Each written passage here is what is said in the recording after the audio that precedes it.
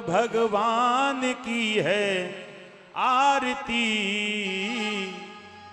पापियों को पाप से है तारती। श्री भागवत भगवान की है आरती, पापियों को पाप से है तारती। गाओ आरती गाओ आरती गाओ आरती गाओ आरती गाओ आरती गाओ आरती गाओ आरती गाओ आरती। श्री भागवत भगवान की है आरती, पापियों को पाप से है तारती। श्री भागवत भगवान की है आरती, पापियों को पाप से है तारती।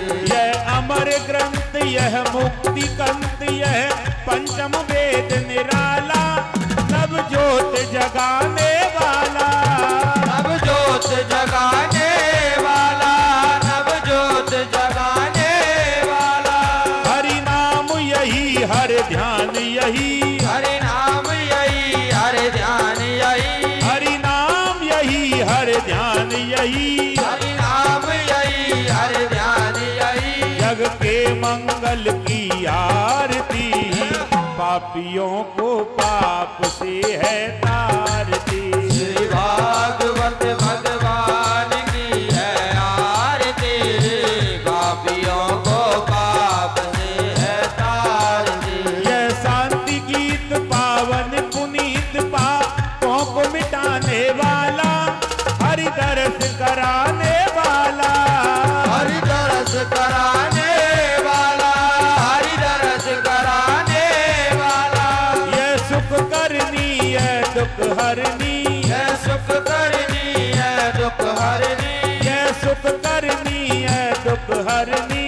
यह सुख करनी है दुख हरनी। श्री मधुसूदन की आरती, पापियों को पाप से है तारती। श्री भागवत भगवान की है आरती, पापियों को पाप से है तारती। गाओ आरती गाओ आरती गाओ आरती गाओ आरती गाओ आरती गाओ आरती गाओ आरती गाओ आरती। श्री भागवत भगवान की है आरती, पापियों को पाप से है तारती। श्री भागवत भगवान की है आरती, पापियों को पाप से है तारती। यह मधुर बोल जग पंथ खोल सत मार्ग बताने वाला,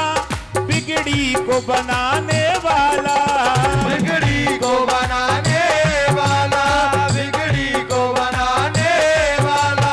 श्री राम यही घन श्याम यही, श्री राम यही घन श्याम यही, श्री राम यही घन श्याम यही, श्री राम यही घन श्याम यही। प्रभु महिमा की है आरती, पापियों को पाप से है तारती। श्री भागवत भगवान की है आरती, पापियों को पाप से है तारती। गाओ आरती गाओ आरती गाओ आरती गाओ आरती गाओ आरती गाओ आरती गाओ आरती गाओ आरती। बोलो आरती बोलो आरती बोलो आरती बोलो आरती बोलो आरती बोलो आरती बोलो आरती बोलो आरती। श्री भागवत भगवान की है आरती, पापियों को पाप से है तारती। श्री भागवत भगवान की है आरती, पापियों को पाप से है तारती। श्री भागवत भगवान की है आरती, पापियों को पाप से है तारती। श्री भागवत भगवान की है आरती, पापियों को पाप से है तारती। श्री भागवत भगवान भगवान की है आरती, पापियों को पाप से है तारती। ओ श्री भागवत भगवान की है आरती, पापियों को पाप से है तारती।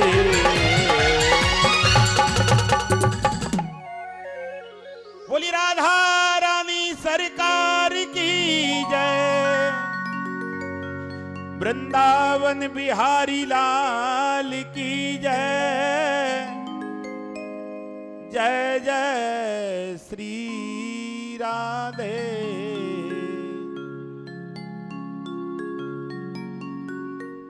आज की कथा का बड़ा सौभाग्य दिन है आप लोगों का,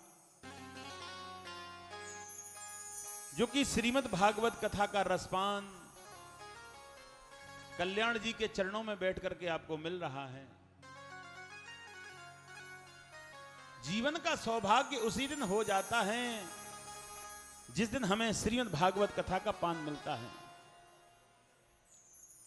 और जब हमें श्रीमद् भागवत कथा का पान और स्वयं ठाकुर जी देते हैं, जीवन का मंगल हो जाता है, आनंद हो जाता है। आनंद कंद मधुसूदन दामोदर की श्रीमद् भागवत कथा का रसपान आप लोगों को मिल रहा है। हमारे जीवन का सबसे बड़ा सौभाग्य दिन तो यह है कि आज हम मिलकर के कल्याण जी के धाम में श्रीमद् भागवत कथा का रसपान कर रहे हैं। जीवन में हमें सब कुछ मिल जाता है, जो हम चाहते हैं वो हमें प्राप्त हो जाता है, लेकिन उन सबके ऊपर कृपा राधा रानी की बड़ी कृपा होती है। जब तक राधा रानी की कृपा नहीं होती, जब तक हमें जीवन का आनंद मिल नहीं सकता। जब तक हमारे ऊपर गोविंद जी की कृपा नहीं होती, जब तक आनंद हमें मिल नहीं सकता। क्योंकि आनंद को देने वाला स्वयं गोविंद है, आनंद को देने वाला स्वयं दामोदर है। आप लोगों का जो सौभाग्य है ना, ये पूर्व जन्म का सौभाग्य है। ये पूर्व जन्म के सौभाग्य से आपको श्रीमद् भागवत कथा का रस मिल रहा है। अन्यथा व्यक्ति को जीवन में खाना पीना सोना उठना ये सब चलता रहता है, लेकिन इस सब के बीच में अगर श्रीमद् भागवत कथा का रस अगर हमें सुनने के लिए मिल जाए तो जीवन का आनंद उसी दिन प्राप्त हो जाता है। आज जितने भी भक्त इस पांडाल में विराजमान हैं, उनके ऊपर राधा रानी की बड़ी कृपा है, उनके ऊपर कल्याण जी की बड़ी कृपा है, जो कि आप इस मानव शरीर को लेकर के श्रीमद् भागवत कथा का रसपान कर रहे हैं। और जब भी हम श्रीमद् भागवत कथा का रसपान करते हैं तो हमें इसी मंत्र का जाप करके कथा में बैठना चाहिए कि ओम नमो भगवते वासुदेवाय। मेरे साथ में बोलिए, ओम नमो भगवते वासुदेवाय, ओम नमो भगवते वासुदेवाय। यदि लोक कृपानमं यदि शांति नरोद्रता आनंद कंद कृष्ण दामोदरम लीलाधर मधुसूदना। श्री गणेशाय नमः। श्री राधा कृष्णाय चरण कमलभ्यो नमः। श्री भागवत चरण कमलभ्यो नमः।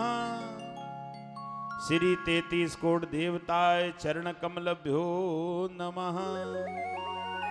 श्री राधा कृष्णाय चरण कमलभ्यो नमः। ग्रेनबोचकं नमं पूर्णावदन न गोविंदनम नामद्य पाठन्त योगिना यद लोक कीर्ति न व्यापकम शांति न लोक व्यापम नमम यद शांति न यद नामतम कृपा न भद्र नामस्तते यद कृष्णा न बचम नमम कृष्णाय वासुदेवाय हरे परमात्मने प्रतिकलेशनाशाय श्री गोविंदाय नमो नमः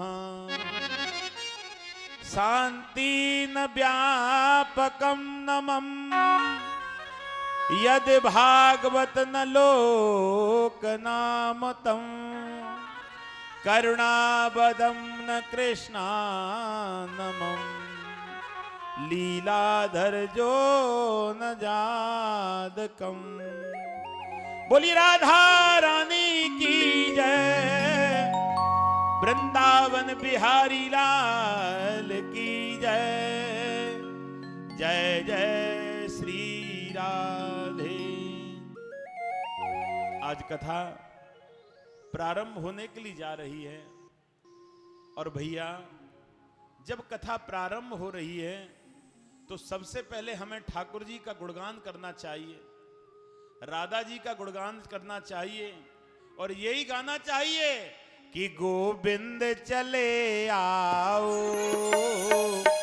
गोपाल चले आओ, गोविंद चले आओ, गोपाल चले आओ, गोविंद चले आओ, गोपाल चले आओ, गोविंद चले आओ, गोपाल चले आओ, गोविंद चले आओ, गोपाल चले आओ, गोविंद चले आओ, गोपाल चले आओ, गोविंद चले आओ, जय हो गोपाल चले आओ, गोविंद चले आओ, गोपाल चले आओ, ओ मेरी राधा रानी ओ तुम संग में ले आओ, मेरी राधा रानी को तुम संग में ले आओ, गोविंद चले आओ, जय हो गोपाल चले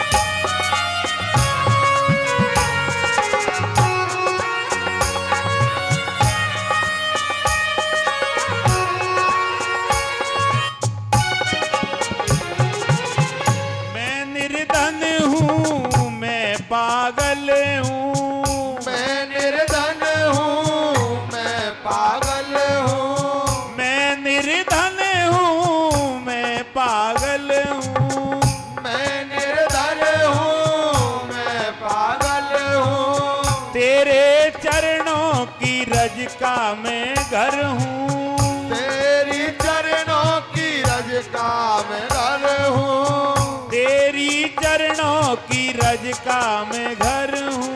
ओ तेरी चरणों की रज का मैं घर हूँ। ओ गोविंद चले आओ, गोपाल चले आओ ना, आओ ना। गोविंद चले आओ, गोपाल चले आओ। आओ ना, आओ ना। गोविंद चले आओ,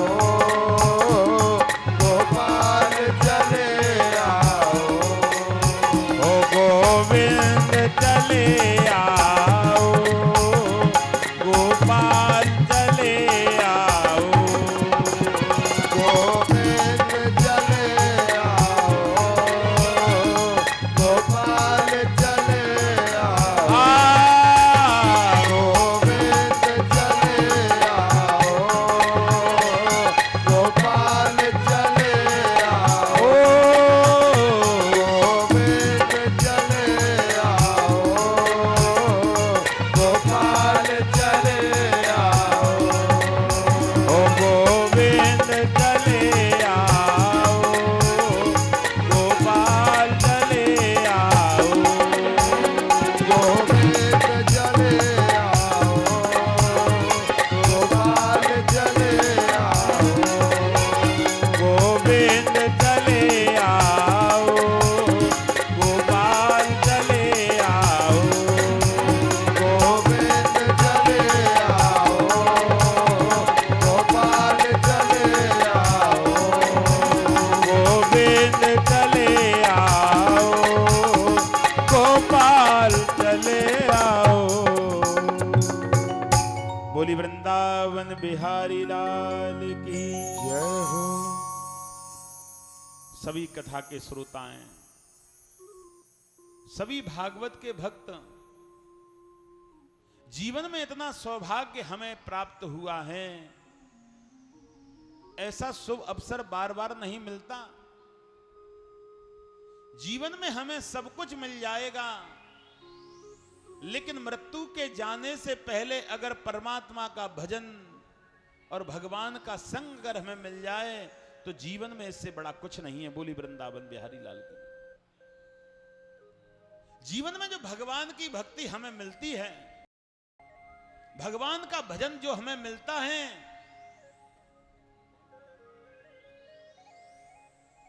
जीवन में जो हमें भगवान की भक्ति मिलती है, भगवान का भजन मिलता है, वो सब हमारी भक्ति के कारण मिलता है। अगर हमने अच्छी भक्ति की है तो हमें भजन में बैठने का समय मिलेगा। अगर हमने अच्छी भक्ति की है तो भागवत सत्संग में बैठने का समय मिलेगा। और अगर हमने भक्ति नहीं कर पाई तो हमें गलत जागे और गलत रास्ते पर चलने का भगवान शुभ अवसर प्राप्त दे देगा। जीवन में जो हमें रास्ता अच्छा प्राप्त होता है, ये ठाकुर जी की कृपा से होता है। जीवन में जो हमें रास्ता अच्छा प्राप्त हो रहा है, ये गोविंद की कृपा से हो रहा है। क्योंकि गोस्वामी जी ने रामायण में लिख दिया है कि बड़े भागे राधे राधे, बड़े भागे मानुष तन पावा, सुर दुर्लभो सबो ग्रंथन गावा। ये मानव शरीर कैसे मिला है? ये मानव शरीर किसी बाजार से नहीं मिला। ये मानव शरीर किसी पैसा देकर के नहीं मिला है। ये मानव शरीर किसी मार्केट से बन करके नहीं आया है। ये मानव शरीर 184 नरक भोग करके मुझे प्राप्त हुआ है। ये मानव शरीर मैंने बड़ी कठोर तपस्या से प्राप्त किया है। भैया, इस मानव शरीर को वृथा न निकालें, इस मानव शरीर को वृथा और समाप्त न करें। इस मानव शरीर से जितना बना उतना भजन करने का प्रयास करें। इस मानव शरीर से जितना बने उतना मानव सेवा करने का और शुभ अवसर प्राप्त करें, अच्छे कर्म करने का सतमार्ग ढूंढें, माता पिता की सेवा करने का सतमार्ग ढूंढें। बोली वृंदावन बिहारी लाल की जय। अगर ऐसा हम नहीं कर सकते तो इस पृथ्वी पर रहना एक पाप है। अगर ऐसा हम नहीं कर सकते, इस धरती पर वजन बढ़ाना पाप है। अगर हम गलत कार्यों पर निकल जाते हैं, अगर हम सेवा भाव अपने हाथों से अपने शरीर से नहीं कर पाते, तो ये मानव शरीर मरने के बाद में भगवान से मिल नहीं सकता। बोली वृंदावन बिहारी लाल। इस मानव शरीर को यही तो रहना है। भगवान के पास में जाता क्या है, भगवान के पास में पहुंचता क्या है। भगवान के पास में मेरे अच्छे और बुरे कर्मों का और निर्णय भगवान करता है, लेकिन ये मानव शरीर तो यहीं रह जाता है। क्यों? क्योंकि मानव शरीर कुछ है ही नहीं। बोली वृंदावन बिहारी लाल की। मानव शरीर तो एक वस्त्र है, मानव शरीर तो एक चोला है, लेकिन कर्मों का हिसाब भगवान लेता है। मानव शरीर से लेन देन नहीं है, मानव शरीर से मतलब नहीं है। गोस्वामी जी ने रामायण में लिख दिया है कि बड़े भाग्य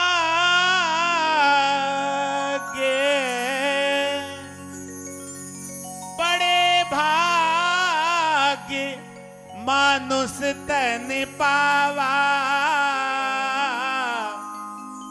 राम रे राम राम। बड़े भाग्य मानुष तन पावा, सुर दुर्लभ सबो ग्रंथन गावा। ये मानव शरीर को लेने के लिए बड़े बड़े तपेश्वरी तपस्या करते हैं। इस मानव शरीर को प्राप्त करने के लिए बड़े बड़े योगी तपस्या करते हैं। इस मानव शरीर को प्राप्त करने के लिए देवता भी प्राप्त और तपस्या करते हैं। इस मानव शरीर को धारण करने के लिए संसार के सभी व्यक्ति, धरती आकाश पाताल वायु सभी कहते हैं एक बार मानव शरीर मुझे मिल जाए। क्योंकि हम तुम सब जीव हैं। कुत्ता भी जीव है, सुअर भी जीव है, गधा भी जीव है, चींटी भी जीव है, पशु पक्षी सभी तो जीव हैं। लेकिन अगर हमें भगवान सुअर बना देता तो कैसा रहता है भैया? अगर भगवान हमको सुअर बना देता, वो भी तो जीव है, लेकिन हमें तो अच्छे वस्त्र पहनने वाला जीव बनाया है। घर में रहने के लिए हमें सुंदर समय दिया है, अच्छे अच्छे वस्त्र पहनने का हमें अच्छा समय दिया है, खाने के लिए भोजन, चलने के लिए पैर, रहने के लिए घर, घूमने के लिए गाड़ी। इतना सुंदर शरीर भगवान ने बनाया, और इतने सुंदर शरीर को लेकर के तुम भगवान का भजन नहीं कर रहे। मरते समय भगवान तुम्हें ऐसा कर देगा, चारपाई पर डले डले चिल्लाएंगे, भगवान मुझे बचाओ, भगवान मुझे बचाओ। लेकिन उस समय बचाने वाला भगवान नहीं आएगा। उस समय तो कर्म ही तो हमें बचाता है, शरीर कुछ नहीं करता। ये कथा तुम्हारा शरीर नहीं सुन रहा है। तुम समझो कि ये कथा मेरा शरीर सुन रहा है, तो ये सबसे बड़ी मूर्खता है। क्योंकि शरीर कथा को नहीं सुनता, शरीर नहाने की नहीं कहता है? शरीर घूमने की नहीं कहता, शरीर सोने की नहीं कहता। जैसे ये वस्त्र हैं, जहां इस वस्त्र को ले जाएंगे वहीं चल देगा। इस वस्त्र को अच्छे बुरे से कोई लेना देना नहीं है। कोई मर गया तो ये वस्त्र नहीं रोएगा, कोई जिंदा हो गया तो ये वस्त्र नहीं हंसेगा, किसी की शादी में ये वस्त्र नहीं नाचेगा, किसी के जनाजे में ये वस्त्र नहीं जाएगा, क्योंकि वस्त्र को कोई लेना देना नहीं है। इसी प्रकार से शरीर भी वस्त्र है, हैं? शरीर को ढकने का काम ये वस्त्र कर रहा है और आत्माओं को ढकने का काम ये वस्त्र कर रहा है, हैं? आत्मा दो दो वस्त्रों को पहनी है। पहला तो ये चमड़ी वाला वस्त्र।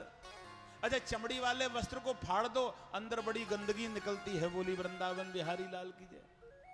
अच्छा, इस कपड़े वाले वस्त्र को उतार दो तो आदमी भयानक लगता है। ये दोनों वस्त्र हमारी लज्जा को ढकने का काम कर रहे हैं, बोली वृंदावन बिहारी लाल की। तो ये शरीर कथा को नहीं सुनता। इस शरीर को कथा से लेना देना कोई मतलब नहीं है। शरीर को तो तुम आज कथा में ले आए, यहां बैठ गया, कल कोई मर जाओगे वहां चले जाओगे, वहां बैठ जाएगा।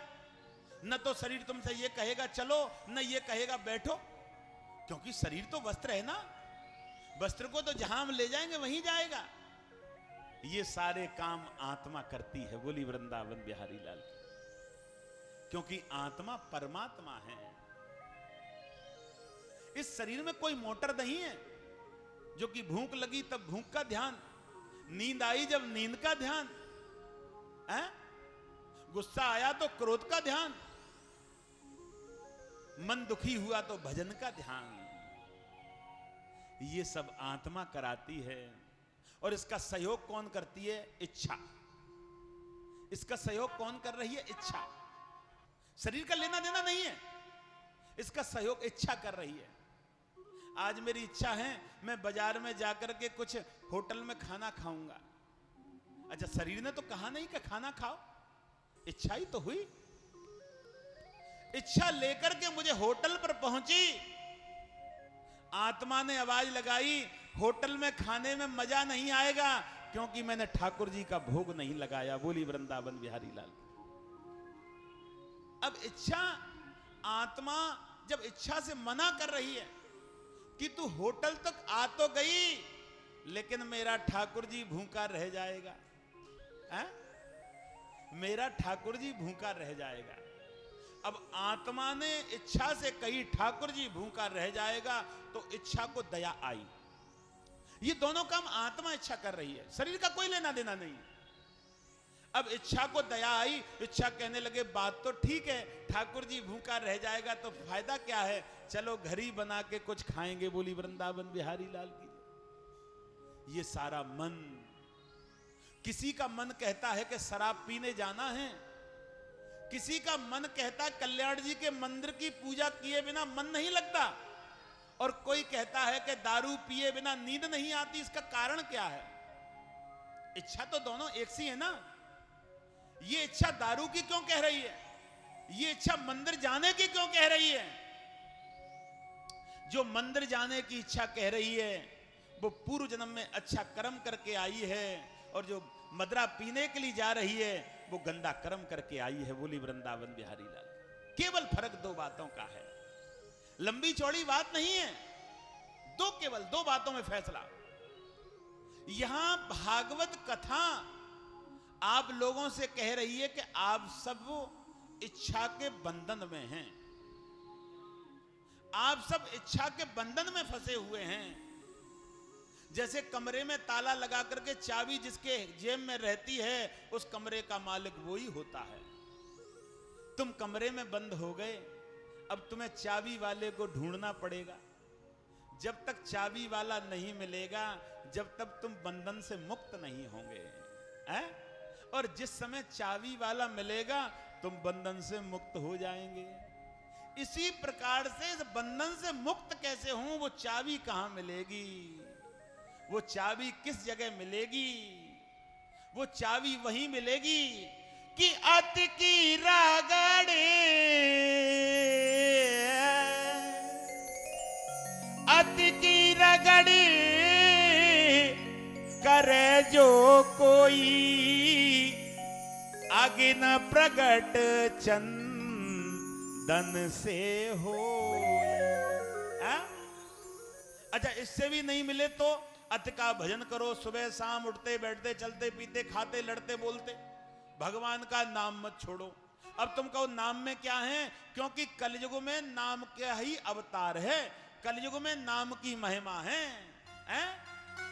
अब तुम कहोगे नाम की महिमा कैसे है कि कलयुग केवल नाम आधारा।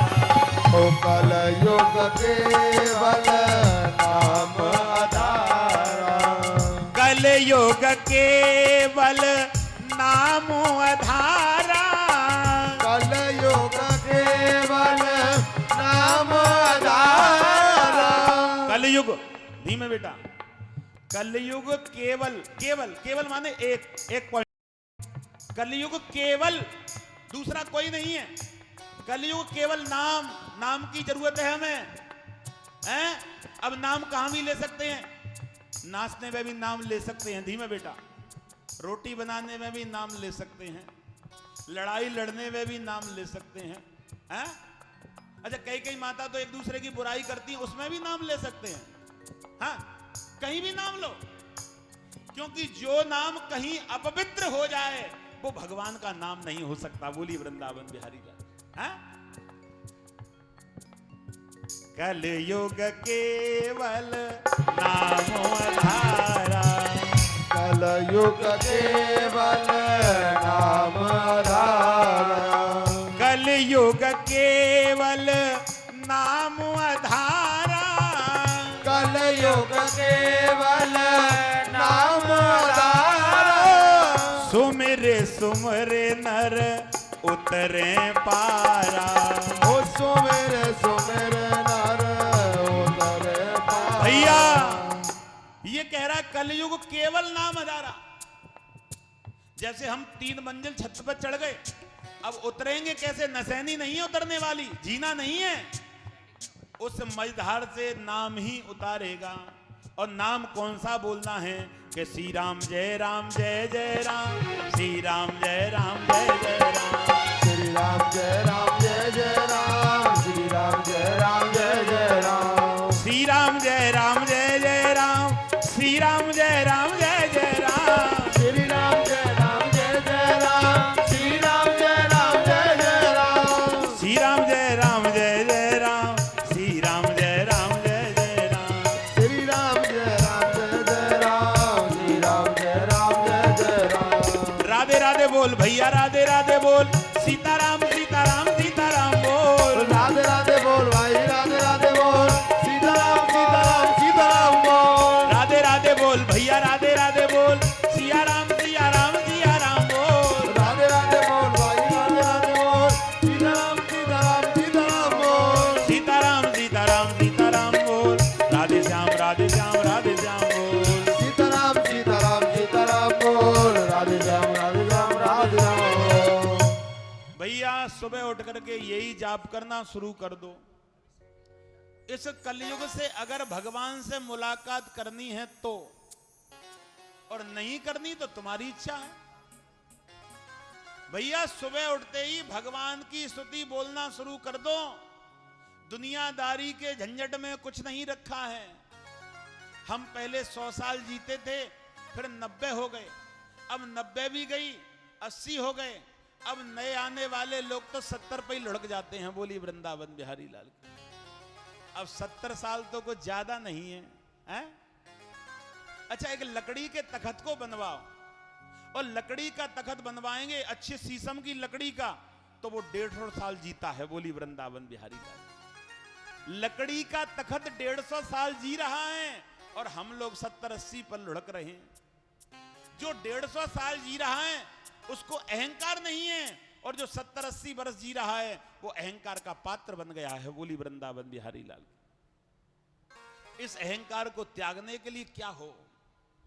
कोई भक्त कहता है महाराज जी मेरा मन नहीं लगता, मैं भजन करने की प्रयास तो बहुत करता हूं, लेकिन मेरा मन विचलित रहता है। मन इसलिए विचलित है कि मन की अभी धुलाई नहीं हुई है, मन गंदा डला हुआ है। अच्छा, पसीने वाले वस्त्र को लेकर के घर में जाओ तो बदबू आएगी। घर वाले कहेंगे भैया बदबू किसमें से आती है? कहने लगे हमने ये वस्त्र 2 दिन से पहना हुआ है, इसमें से बदबू आ रही है, कि इसे अच्छे पाउडर में धो। जब इसको पहनना, हमने तुरंत उस वस्त्र को उतारा, अच्छे पाउडर में धोया, साबुन लगाया, और उसमें से बदबू चली गई।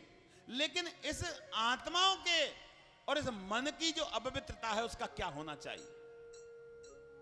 अच्छा, कथा में तुम लोग क्यों आए हैं? कथा में क्या मिलेगा? बैठे 2-3 घंटे चले गए। ये सब भागवत कथा में आने से मन और इच्छा दोनों की धुलाई होती है। बोली वृंदावन बिहारी लाल। अब मन और इच्छा की धुलाई हम लोग कभी कभी तो ये करते हैं कि कभी कभी हम मनोरंजन दृष्टि से कथा में जाते हैं। ध्यान से सुनना, कभी कभी हम कथा में मनोरंजन दृष्टि से जाते हैं कि पंडित जी कथा करा रहे हैं, चलो अपना समय वहां 2-3 घंटे व्यतीत करके आएंगे। इस भाव से कोई कथा सुनने के लिए आता है तो वो कथा में अपवित्रता फैलाता है। बोली वृंदावन बिहारी लाल। और इस श्रीमद् भागवत कथा में कल्याण की दृष्टि से आता है, और कल्याण की दृष्टि से जो कथा का पान करता है वो इस कथा का वातावरण चेंज कर देता है। बोली वृंदावन बिहारी लाल। अपने मन को तो धो करके जाता है, लेकिन घर वाले के मन को भी धो देता है। अगर एक परिवार से एक कथा सुनने के लिए पहुंचे और सुनने के बाद में वो घर जब एंट्री करे तो उसके घर में एंट्री करते ही हमारे घर से अनेकों प्रकार की अपवित्रता नष्ट हो जाती हैं, क्योंकि भागवत कथा स्वयं साक्षात कृष्ण है। बोली वृंदावन बिहारी लाल। आप लोग किसको सुन रहे हैं? कृष्ण और राधा के वचनों को। आप लोग मेरे वचन नहीं सुन रहे, क्योंकि मैं तो वचन दे ही नहीं सकता, क्योंकि मैं तो तुच्छ व्यक्ति हूं। मेरे अंदर अनेकों प्रकार के ये शरीर में अपवित्रता भरी हुई है। ये मलमूत्र से भरा हुआ शरीर है, और मलमूत्र से भरा हुआ शरीर दूसरे का मोक्ष नहीं कर सकता है? मलमूत्र से भरा हुआ जो पहले से ही मलमूत्र में डूबा है वो दूसरे का कल्याण क्या करेगा? लेकिन हां, ठाकुर जी इस कंठ पर विराजमान होकर के आपको मोक्ष के द्वार के लिए ले जा रहे हैं। बोली वृंदावन बिहारी लाल। अब मेरे तो कंठ पे बैठे हैं, लेकिन आपके कहां बैठे हैं? मैंने कथा में अभी बताया था ना, आपके मन में भगवान विराजमान हैं, और जिस मन के अंदर भगवान विराजमान हो जाता है वो कथा का प्रेमी हो जाता है। वो कथा से दूर रह नहीं सकता। हमारी पृथ्वी पर कथा के ऐसे ऐसे सुनने वाले हैं कि कथा का नाम सुन के अपना टाइम टेबल फिक्स कर लेते हैं। दुनिया के कितने भी बुलावे आ जाएं, शादी आ जाए, विवाह आ जाए, काम आ जाए, कोई भी, लेकिन वो कथा को नहीं छोड़ सकते, क्योंकि सत्यता का जीवन यही है। बोली वृंदावन बिहारी लाल की। और तो सब ठीक है? हमारा डेली का नियम है ये तो, खाना, सोना, उठना, बैठना, लड़ना, झगड़ना। इससे कल्याण नहीं होगा, इससे भगवान नहीं प्राप्त होगा। भगवान तो अपने भजन से प्राप्त होगा, और भजन का नाम है नाम स्मरण। अच्छा, कई भक्त ने मुझसे पूछा कि नाम कहां कहां ले सकते हैं? क्या टॉयलेट में जाकर के भी भगवान का नाम ले सकते हैं? मैंने कहीं भी। तुम खुद टॉयलेट का पात्र हो, तुम्हारे शरीर में खुद टॉयलेट भरा हुआ है। जब तुम नाम ले सकते हो तो जगह अशुद्ध क्यों हो सकती है? क्योंकि भगवान के नाम से जो जगह अशुद्ध हो जाए वो भगवान का नाम नहीं हो सकता। बोली वृंदावन बिहारी। भगवान तो संसार को शुद्ध रखता है। भगवान की पृथ्वी सारी शुद्ध है, हर जगह मौजूद है, लेकिन नजर आता नहीं। भैया, आता नजर क्यों नहीं है? भगवान जब हर जगह है तो नजर क्यों नहीं आ रहा? क्योंकि हमारी आंखों पर काली पट्टी बंधी है। अब काली पट्टी कौन कौन सी है? काम, क्रोध, लोभ, मोह, अहंकार। ये काली पट्टी है। इस काली पट्टी का और अंत कब होगा? जब मेरे मुख से और 24 घंटे तक भगवान का नाम घंटे में 2 बार तो जरूर निकलेगा। हर जगह मौजूद है, लेकिन नजर आता नहीं। योग साधन के बिना प्रभु तू मुझे पाता नहीं। तो भैया, हरि मिल जाएगा, उस दिन कल्याण हो जाएगा। और आज हम कथा कौन सी सुन रहे हैं? केवल आज कथा को समझना है। ये कथा आज की जो है वो हमें 7 दिन का मार्ग दिखा रही है। श्री सूत जी महाराज कहते हैं कि हे 88,000 ऋषियों, प्रथम दिन की कथा हमें रास्ता दिखाती है और फिर हमसे कहती है कि 7 दिन में तुम्हें कैसे कैसे चलना है। तो हम प्रथम दिन की कथा, हम रास्ता देख रहे हैं, तो हम प्रथम दिन की कथा में और प्राप्त होने के लिए, प्रारंभ करने के लिए, चलने के लिए तैयार हैं। बोली वृंदावन बिहारी लाल की जयकारा लगाया करो। खाना नहीं खाया मुझे लगता है आपने आज, तभी दुखी लग रही हो मुझे। हाँ, मुझे लगता है भूखी हो। चलो आज की कथा थोड़ी सी है, फिर खाना खाना और कल से समय से आना। बोली वृंदावन बिहारी लाल की। और कथा कराने वाले पंडित जी का सहयोग करना। सहयोग किसका? आने से। श्रोता का सहयोग किससे होता है? आने से। दूसरा होता है सेवा करने से। अच्छा, सेवा किसकी होती? तन की सेवा करो, मन की सेवा। अच्छा, तन मन की सेवा क्या होती है? हम कह देते हैं कि तन और मन की सेवा करो, लेकिन तन मन की सेवा क्या होती है? सुन लीजिए। मन की सेवा यह है कि मन में धारण कर लो कि हमें 7 दिन नियम से कथा सुननी है। और तन की सेवा यह है कि ऐसे गंदे तन को लेकर के कथा में पहुंचो। बोलिए वृंदावन बिहारी लाल की। कथा की शोभा ये शरीर बढ़ाता है और कल्याण की शोभा मन बढ़ाता है। इन दोनों का प्रयोग करो। बोली वृंदावन बिहारी लाल की। हाँ, तो एक बार नारद जी कहने लगे कि मैं मृत्यु लोक पर घूमना चाहता हूं। नारद जी का मन हुआ कि मैं मृत्यु लोक पर घूमना चाहता हूं। अच्छा, मृत्यु लोक कौन सा है? जहां जन्म मरण का चक्कर लगा रहता है। आज कोई मरा, आज कोई जिया, इसे मृत्यु लोक कहते हैं। जहां हम बैठे हुए माताओं, ये मृत्यु लोक है। तो नारद जी एक बार नारायण की ध्वनि करते हुए मृत्यु लोक पर पहुंचे। सबसे पहले गया जी पहुंचे। गया जी में उनको शांति नहीं मिली। उसके बाद में वो सारे तीर्थों पर घूमने लगे, वहां भी उनको शांति नहीं मिली। एक बात और कह दूं, जहां तुम्हारे मन को शांति मिल जाए, समझ लो वहीं भगवान मिल गया। बोली वृंदावन बिहारी लाल की। जहां मन को शांति नहीं मिले, समझ लो भगवान को मिलने में भी टाइम है। बोली वृंदावन बिहारी लाल की। आज उसी समय सब जगह घूम लिए, लेकिन मन को शांति नहीं मिली, तो नारद जी और घूमते घूमते वृंदावन की ओर चलने लगे। वृंदावन पहुंचे। अच्छा, हम भी वृंदावन पहुंचेंगे और मन से कैसे पहुंचेंगे? सभी बोलना।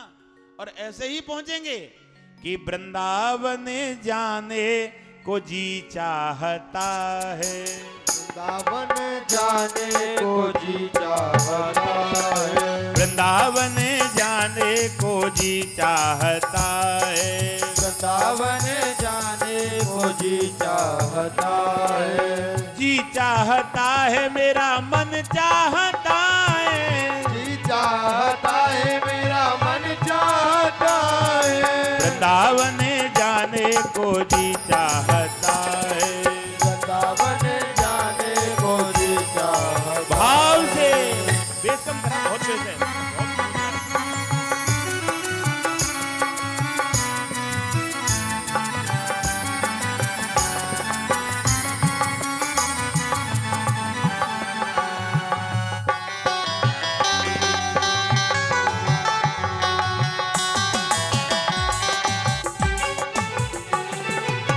वृंदावन में बांके बिहारी, वृंदावन में बांके बिहारी, वृंदावन में बांके बिहारी, वृंदावन में बांके बिहारी, अरे नैना लड़ाने को जी चाहता है, नैना लड़ाने को जी चाहता है, नैना लड़ाने को जी चाहता है, नैना लड़ाने को जी चाहता है, वृंदावन जाने को जी चाहता है। वृंदावन जाने को जी चाहता है। जी चाहता है मेरा मन चाहता है। जी चाहता है मेरा मन चाहता है। जी चाहता है मेरा मन चाहता है। जी चाहता है मेरा मन चाहता है। वृंदावन जाने को जी चाहता है। वृंदावन जाने को जी चाहता भाव भाव से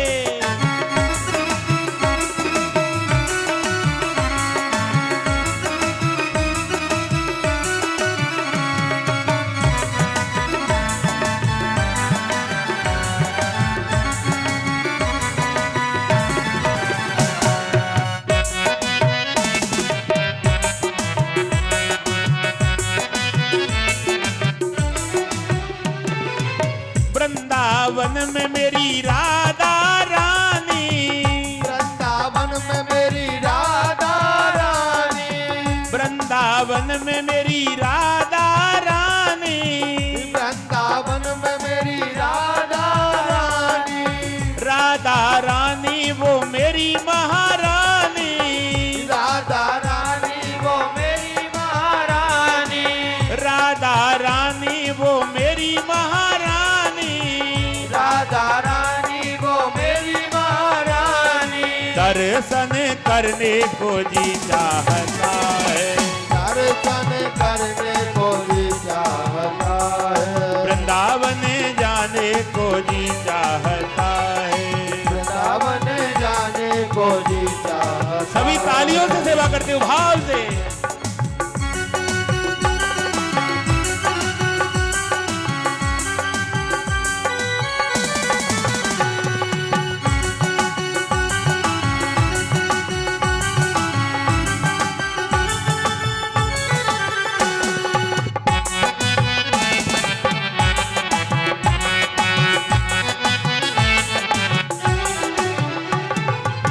वृंदावन में यमुना बहती है। वृंदावन में यमुना बहती है। वृंदावन में यमुना बहती है। वृंदावन में यमुना बहती है। यमुना बहती है मोए प्रिय वो लगती है। यमुना बहती है मोए प्रिय वो लगती है। गोता लगाने को जी चाहता है। गोता लगाने को जी चाहता है। गोता लगाने को जी चाहता है। गोता लगाने को जी चाहता है। वृंदावन जाने को जी चाहता है। वृंदावन जाने को जी चाहता है। अरे जी चाहता है मेरा मन चाहता है। जी चाहता है मेरा मन चाहता है। जी चाहता है मेरा मन चाहता है। जी चाहता है मेरा मन चाहता है। वृंदावन जाने को जी चाहता है। वृंदावन जाने को जी चाहता है। वृंदावन जाने को जी चाहता है। वृंदावन जाने को जी चाहता भाव से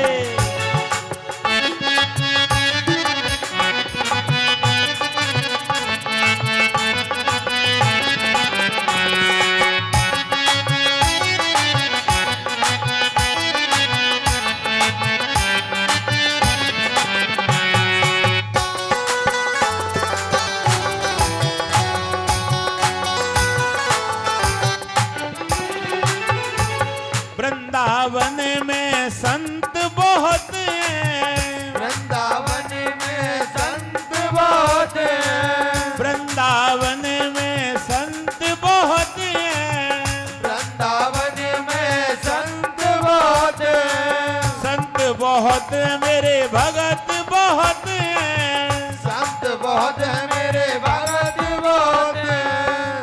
अरे दर्शन करने को जी चाहता है। दर्शन करने को जी चाहता है। दर्शन करने को जी चाहता है। दर्शन करने को जी चाहता है। वृंदावन जाने को जी चाहता है। वृंदावन जाने को जी चाहता है। वृंदावन जाने को जी चाहता है। वृंदावन जाने को जी चाहता है। वृंदावन जाने को जी चाहता है। वृंदावन जाने को जी चाहता है। वृंदावन जाने को जी चाहता है। वृंदावन जाने को जी चाहता है। आज उसी समय नारद जी भ्रमण करते करते वृंदावन की ओर पहुंचे।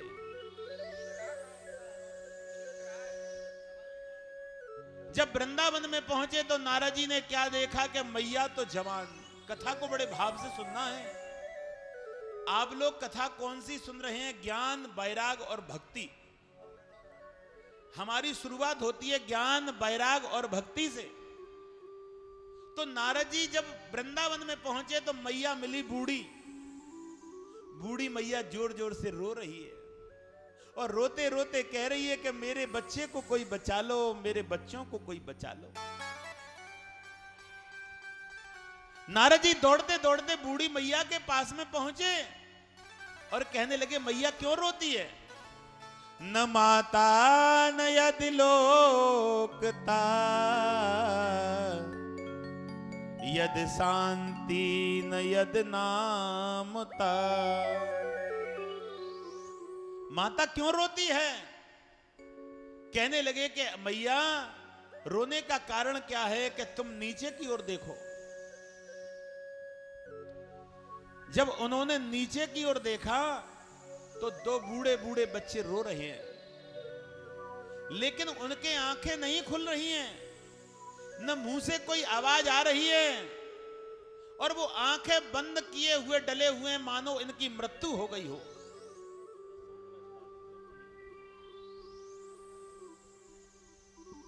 आज उसी समय माता कहने लगी, दोनों बच्चे किसके हैं? ध्यान से सुनना।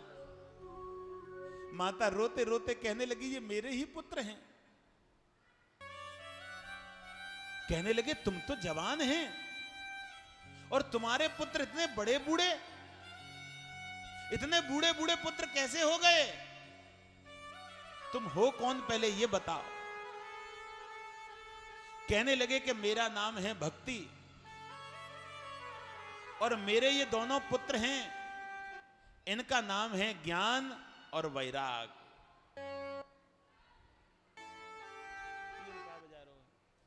इनका नाम है ज्ञान और वैराग। कहने लगे कि ये बूढ़े कैसे हो गए? कि कलयुग में ज्ञान और वैराग बूढ़ा हो ही जाता है। कैसे? भक्ति कहने लगी, मैं सारी पृथ्वी पर घूम आई लेकिन मुझे कहीं शांति नहीं मिली। मैं भी इन बच्चों की तरह बूढ़ी थी, लेकिन जब मैं वृंदावन में पहुंची तो बच्चे दोनों बूढ़े हो गए और भक्ति जवान हो गई। बोली वृंदावन बिहारी लाल। तो भैया वृंदावन में जवान कौन है? भक्ति। वृंदावन की कण कण में भक्ति है। वृंदावन के हर स्थान पर भक्ति है। अगर तुम वृंदावन में पहुंचते हो और वृंदावन में जाकर के तुम्हारा मन दूसरी जगह दौड़े तो दौड़ नहीं सकता, क्योंकि आपका मन भक्ति में हो जाता है। बोली वृंदावन बिहारी लाल। अब तुम वृंदावन नहीं पहुंच सकते तो वृंदावन बनेगा कहां? वृंदावन कोई जगह नहीं है। वृंदावन तुम्हारा मन है, वृंदावन तुम्हारा हृदय है। इस हृदय को वृंदावन बना लो। और ये हृदय वृंदावन कैसे बनेगा? कि जब तुम्हारे मन से ठाकुर जी का नाम और दिन रात स्मरण होता रहेगा, ये मन वृंदावन हो जाएगा। आज उसी समय नारद जी कहने लगे कि मैं मैया क्या करूं कि तुम मेरे दोनों बच्चों को जीवित कर दीजिए। कहने लगे कि बच्चे तो दोनों जीवित हैं। कहने लगे इनको दोबारा जवान कीजिए। आज जवान के हां तो नारद जी उनको वेदों की कथा सुनाने लगे, लेकिन वो खड़े नहीं हुए। नारद जी उनको गीता की कथा सुनाने लगे और गीता की कथा जब सुनी तो उनके नेत्र खुलने लगे। ध्यान से सुनना, एक बात कहूं, जब हमारी आयु 60 वर्ष की हो जाए तो 60 वर्ष के बाद में जितना मोह मेरा परिवार के अंदर है उससे आधा मोह समाप्त करके मुझे ईश्वर की ओर ध्यान करना चाहिए, मुझे ईश्वर का गुणगान करना चाहिए, मुझे नारायण का गुणगान करना चाहिए। ऐसा अगर मैं नारायण का गुणगान करता रहूंगा तो जीवन आनंद में हो जाएगा। तो आज उनको गीता की कथा सुनाने लगे, लेकिन वो गीता की कथा जब तक उन्होंने सुनी तो उनके आंखों के पलक खुलने लगे।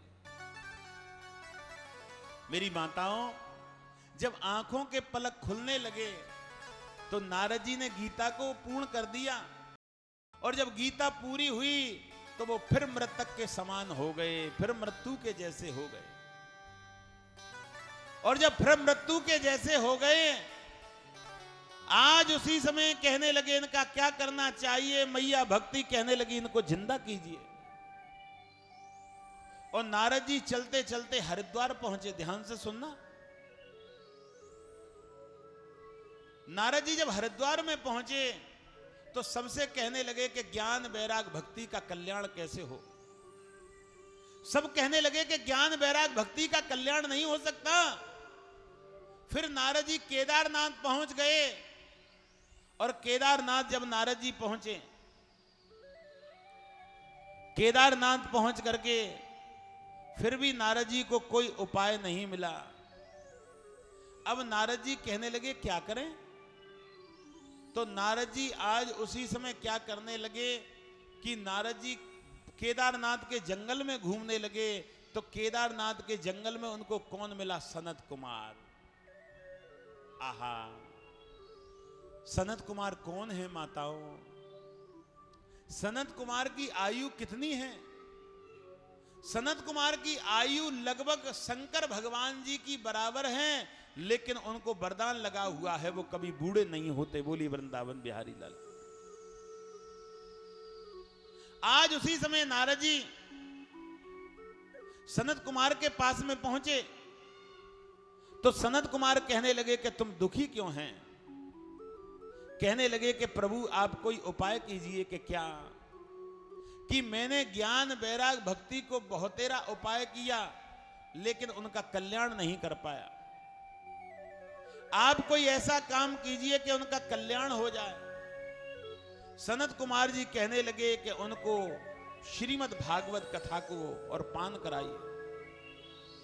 अगर वो श्रीमद् भागवत कथा का पान करेंगे, एक बात मैं बताऊं, जिसके हृदय के अंदर कोई रोग होता है, डॉक्टर वाला रोग नहीं, जिसके हृदय के अंदर रोग होता है, एक हृदय का रोगी व्यक्ति होता है, वो रोगी कौन सा होता है कि उसका मन इस दुनिया में नहीं लगता। बोली वृंदावन बिहारी लाल।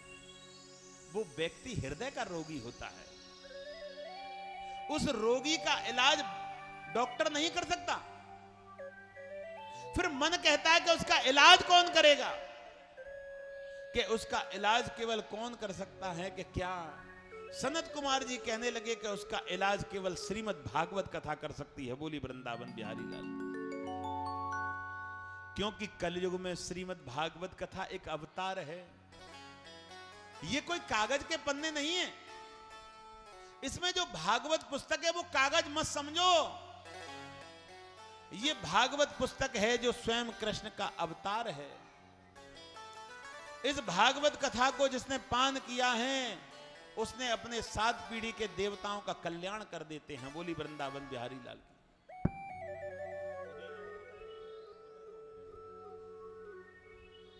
आज उसी समय भागवत कथा इस प्रकार से कल्याण कर देती है।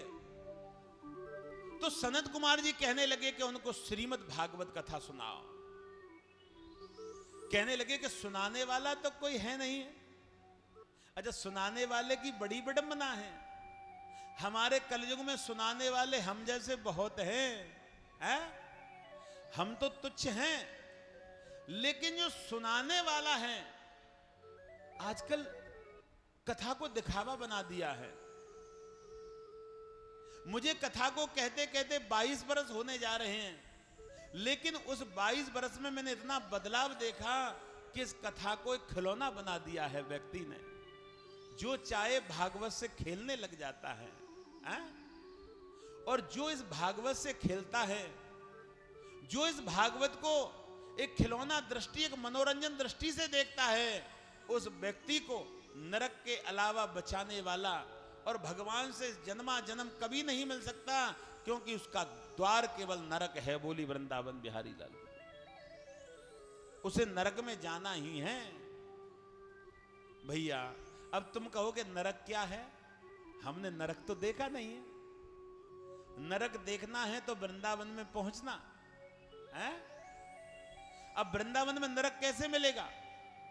व्यक्ति के पिछले कर्मों से व्यक्ति अंधा है, लंगड़ा है, लूला है, पागल है, वो शरीर को स्नान नहीं कर सकता। चारपाई पे डला डला कोई कोई घर ऐसा है कि चारपाई पे ही वो व्यक्ति मलमूत्र जाता है, उसी चारपाई पे भोजन करता है, उसी चारपाई पे उसका जीवन है। वो सबसे बड़ा नरक है। बोली वृंदावन बिहारी लाल। जो अपने आप मलमूत्र के लिए नहीं जा सकता, जो अपने आप बैठ करके भोजन नहीं कर सकता, जो अपने आप चल नहीं सकता, वही तो नरक है। भगवान उसे मारता नहीं है। और हम लोग डेली मंदिर में जाके कहते हैं मेरे बाबा जी को उठा लो, अब तो वो चारपाई में ही मलमूत्र जाते हैं। 2 साल हो गई, चारपाई में ही मलमूत्र जा रहे हैं, मेरे दादाजी को ऊपर उठा लो। भगवान कहने लगा ऐसे नहीं उठाऊंगा, अभी तो हिसाब किताब करूंगा। उसके कण कण में चिल्लाने लग जाएगा कि मुझे भगवान उठा लो, फिर भी नहीं उठाऊंगा, उसे हर सेकंड मारता रहूंगा। बोली वृंदावन बिहारी लाल की। ये भगवान की सबसे बड़ी मार है। इस मार से बचना है तो यही कहना है कि हरि नाम बिना अब जीना नहीं, हरि नाम बिना अब जीना नहीं, हरि नाम बिना अब जीना नहीं, हरि नाम बिना अब जीना नहीं, हरि नाम बिना अब जीना नहीं, हरि नाम बिना अब जीना नहीं, हरि नाम बिना अब जीना नहीं, हरि नाम बिना अब जीना नहीं, हरि नाम बिना अब जीना नहीं, हरि नाम बिना अब जीना नहीं, हरि नाम बिना अब जीना नहीं, हरि नाम बिना अब जीना नहीं। हरि नाम बिना अब गाओ जीना भाव से।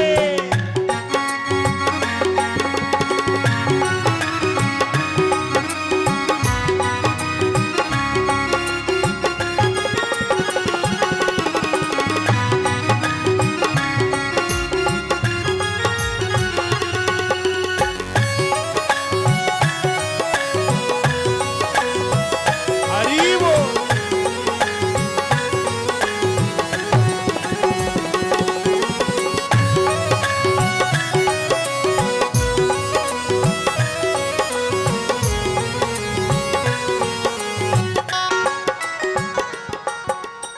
हरि नाम है मेरा संगी, हरि नाम है मेरा संगी, हरि नाम है मेरा संगी, हरि नाम है मेरा संगी, इसके बिना है अब मेरा क्या है, इसके बिना तो अब मेरा क्या है, इसके बिन मुझे अब नहीं जीना, इसके बिन मुझे अब नहीं जीना, नहीं जीना मुझे नहीं जीना, नहीं जीना मुझे नहीं जीना, हरि नाम बिना अब जीना क्या, हरि नाम बिना अब जीना क्या, हरि नाम बिना अब जीना क्या, हरि नाम बिना अब जीना क्या, हरि नाम बिना अब जीना क्या, हरि नाम बिना अब जीना क्या, हरि नाम बिना अब जीना क्या, हरि नाम बिना अब जीना क्या, मेरे भगवान बिन अब जीना क्या, मेरे भगवान बन अब जीना क्या, मेरे भगवान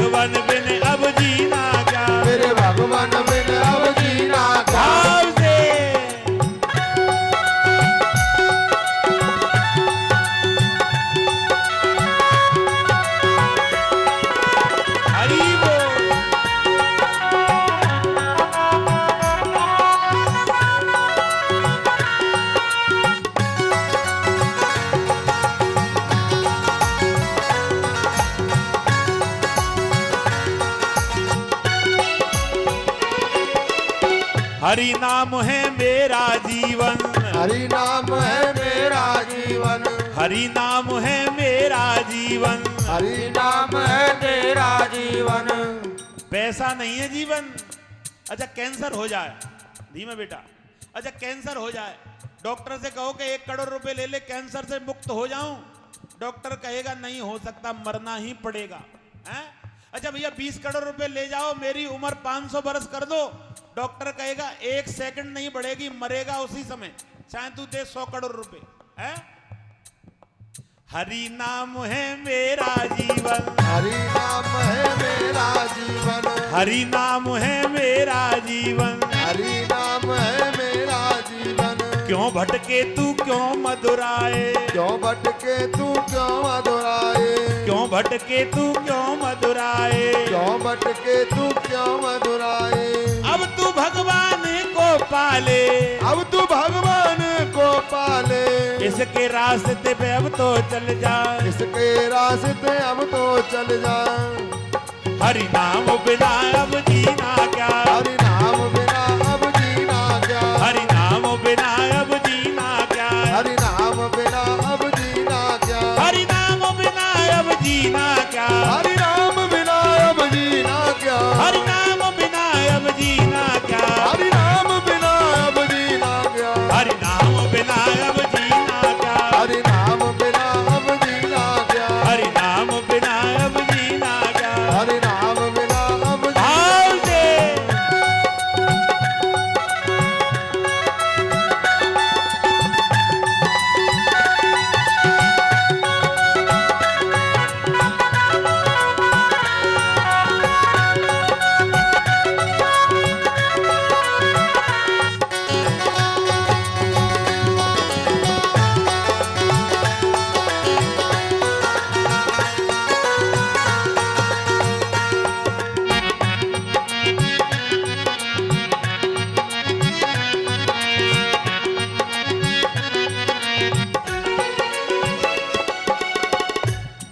अरे हरि नाम तो प्रभु मिलावे, हरि नाम से प्रभु मिलावे, हरि नाम तुझे प्रभु मिलावे, हरि नाम तुझे प्रभु मिलावे। सब यहीं पर रखा ही रह जावे, सबरी परित पड़ी रह जावे, सही अब कर ही रह जावे, सही गलित पड़ी रह जावे। प्रभु के बिन अब जीना क्या है, प्रभु के बिन अब जीना क्या है, प्रभु के बिन अब जीना क्या है, प्रभु के बिन अब जीना क्या है। यहीं मरना और यहीं रह जाना, यही मरना और यही रह जाना, यहीं मरना अब यहीं रह जाना, यही मरना अब यही रह जाना।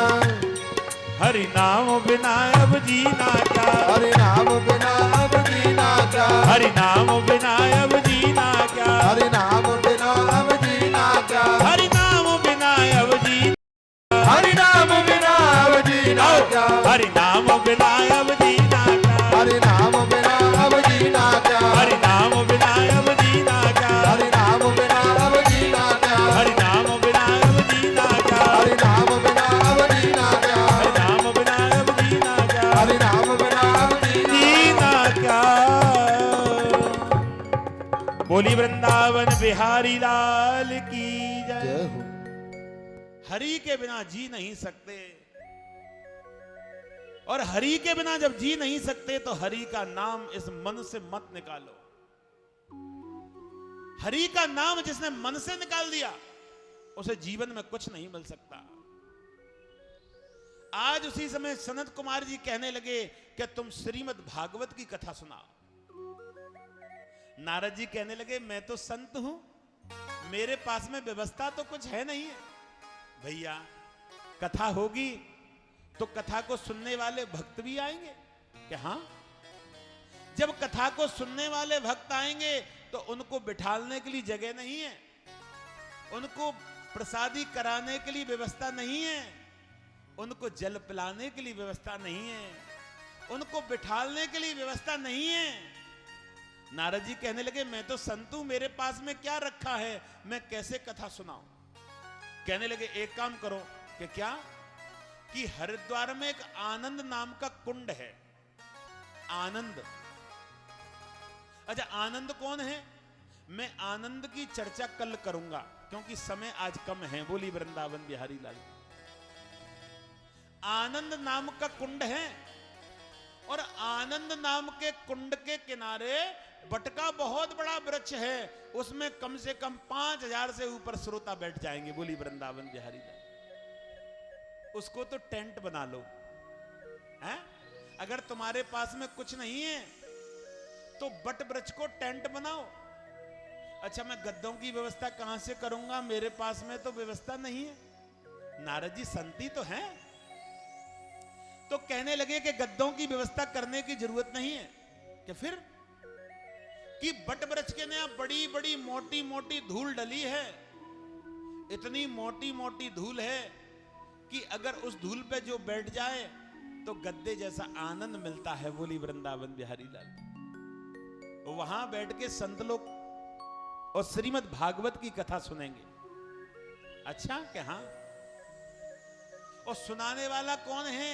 सनत कुमार जी कहने लगे, सुनाने वाले मैं हूं और जजमान तुम बन जाओ और ज्ञान वैराग भक्ति का कल्याण करो। आहा, इतना सुंदर सब। नारद जी का मन गदगद हो गया। नारद जी कहने लगे कि स्वामी न विद्या स्वरूपायम नमः श्री भागवत चरण वंदनम ज्ञानी न नामे विद्या नाम सर्व्यान नामे नवस्ततम। तुम श्रीमद् भागवत कथा सुनाने के लिए चलो। सनत कुमार कहने लगे, हम नहीं जाएंगे। कि क्यों? कि हम इतनी दूर वृंदावन जाएंगे नहीं, कि फिर ज्ञान वैराग भक्ति का कल्याण कैसे हो।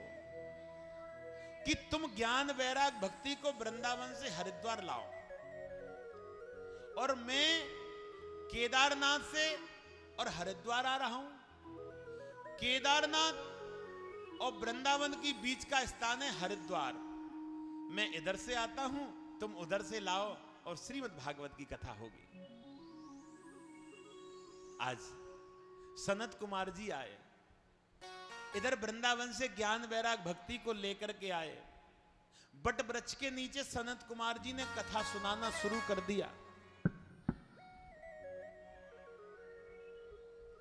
जब बट वृक्ष के नीचे कथा सुनाना शुरू कर दिया और कथा सुनाने लगे, संतों को पता पड़ गई भागवत कथा का तो ऐसा एक चिंगारी है कि आग लगते ही पूरे नगर में पता पड़ जाती है। भागवत कथा की सबको पता पड़ गई। संत लोग सभी चलने लगे कि हम भी जाएंगे कथा सुनने के लिए। दूर दूर से लोगों ने प्लान बना लिया, दूर दूर से संतों ने प्लानिंग कर ली कि श्रीमद् भागवत कथा को सुनने के लिए हम भी जाएंगे, श्रीमद् भागवत कथा सुनने के लिए हम भी जाएंगे। सभी लोग श्रीमद् भागवत कथा में पधारे। अब ज्ञान वैराग भक्ति रोने लगी कि मैं कहां बैठूं। जितनी जगह थी वो सारी जगह ज्ञान वैराग भक्ति ने सब घेर ली। अब मैं कहां बैठूं, मेरे बैठने के लिए तो जगह ही नहीं है। रोती रोती भक्ति ज्ञान वैराग दोनों आए और कहने लगे सनत कुमार जी से कि हम कहां बैठे हैं, हमारे लिए बैठने के लिए तो जगह ही नहीं बची। जो कथा हमें सुनाने के लिए हो रही है हम ही नहीं बैठ पा रहे। सनत कुमार जी हंसे, कहने लगे तुम तो बड़ी पागल हो। कि क्यों? कि जितने ये भक्त कथा सुनने के लिए बैठे हैं इन सबके हृदय के अंदर ज्ञान वैराग भक्ति बैठी है। क्योंकि इनके अंदर तुम तीनों नहीं होते तो ये कथा सुनने के लिए नहीं पहुंचते। बोली वृंदावन बिहारी लाल। क्योंकि कथा वही श्रोता सुनता है जिसके अंदर ज्ञान वैराग और भक्ति। जब तक ज्ञान वैराग भक्ति विराजमान नहीं होंगी जब तक तुम्हारा कथा में मन नहीं लगेगा। बोली वृंदावन बिहारी लाल। कभी भूख लगेगी, कभी प्यास लगेगी, कभी दर्द होगा, कभी बैठा नहीं जाएगा, कभी पैरों में दर्द होगा। क्यों? क्योंकि अभी तक ज्ञान वैराग भक्ति शरीर में आई नहीं। अभी तो खाली डिब्बा बैठा हुआ है, बोली वृंदावन बिहारी लाल। आ? लेकिन जब ज्ञान वैराग भक्ति आ जाएगी तो दर्द वर्द सब गायब हो जाएगा और तुम्हारा मन भक्तिमय हो जाएगा। और जिसका मन भक्तिमय हो जाता है वो कथा का अच्छा श्रोता बन जाता है। अच्छा, कभी कभी क्या होता है, व्यक्ति बैठा तो यहां है लेकिन उसका मन घर में घूम रहा है? जिस शरीर से कोई लेना देना नहीं है उस शरीर को तो यहां डाल दिया और जिससे लेना देना है उसको घर पहुंचा दिया, बोली वृंदावन बिहारी लाल की। जिसकी जरूरत यहां है वो यहां नहीं है और जिसकी जरूरत वहां है वो वहां नहीं है। अच्छा, वहां वाला शरीर वहां रहे और यहां वाला शरीर यहां रहे, इसकी कौन सी व्यवस्था है, बोली वृंदावन बिहारी लाल की। क्योंकि जरूरत तो घर में भी है और जरूरत यहां भी है। अब मन को तो चाहिए यहां और तन को चाहिए घर, तो दोनों की व्यवस्था कैसे होनी चाहिए? दोनों की व्यवस्था तो एक ही कारण है, एक ही रास्ता है।